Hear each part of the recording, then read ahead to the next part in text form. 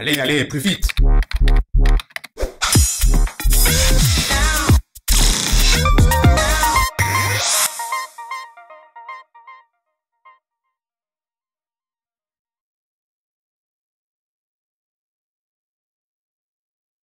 Il y a une deuxième centralité du travail, que je ne vais peut-être pas décrire, mais qui est quand même quelque chose de très important, qui est la centralité vis-à-vis des rapports entre les hommes et les femmes.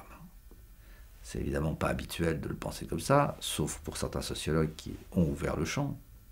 C'est pas du tout par les psychiatres, par les psychopathologues, par les psychanalystes et par les cliniciens du travail que la question est ouverte. Elle est ouverte par les sociologues qui sont intéressés justement à la façon dont le travail est utilisé comme un enjeu et comme un moyen de distribuer les places, les rôles, les fonctions, les statuts aux hommes et aux femmes.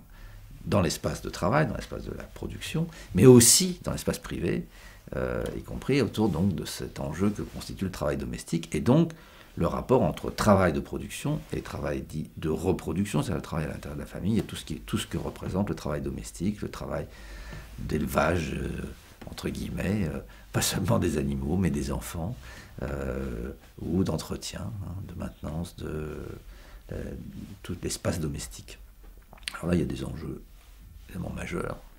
Qui va se taper la double tâche? Comment va être répartie la charge de travail entre les différentes personnes dans l'espace privé?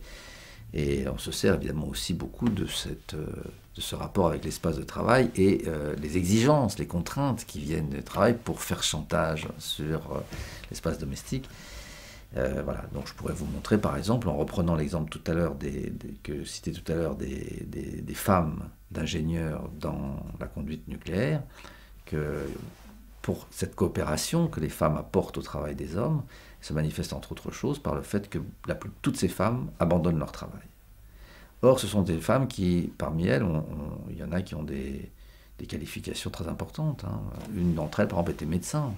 C'est quelqu'un qui est médecin, qui renonce à son travail de médecin pour pouvoir accompagner et recevoir et aider son mari en fonction des variations des horaires de travail, qui est absolument incompatible avec le travail qu'elle pourrait avoir du côté médical si elle assumait un cabinet. Donc voilà quelqu'un qui renonce à son travail.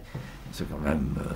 alors on voit que la coopération d'ailleurs se fait de façon très inégale. Les hommes bénéficient généralement, plus facilement, de la coopération des femmes dans l'espace domestique pour maintenir leur identité, leur rapport au travail, leur capacité de faire face aux contraintes. L'inverse ne marche pas du tout.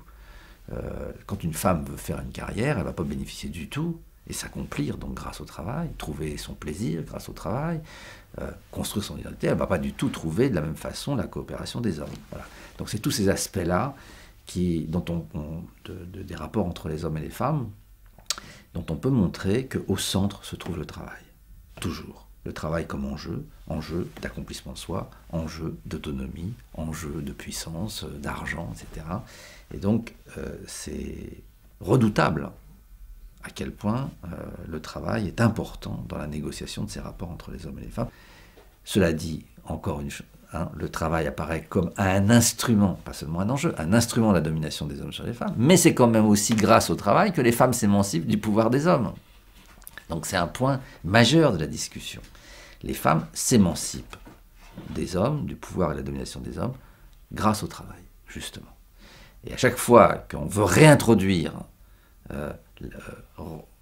rehausser en quelque sorte, accroître le pouvoir des hommes sur les femmes, la première proposition, c'est les femmes au foyer. On les renvoie à l'espace domestique, on les prive du droit de travailler et donc d'entrer dans la sphère sociale, d'entrer dans les rapports sociaux ordinaires.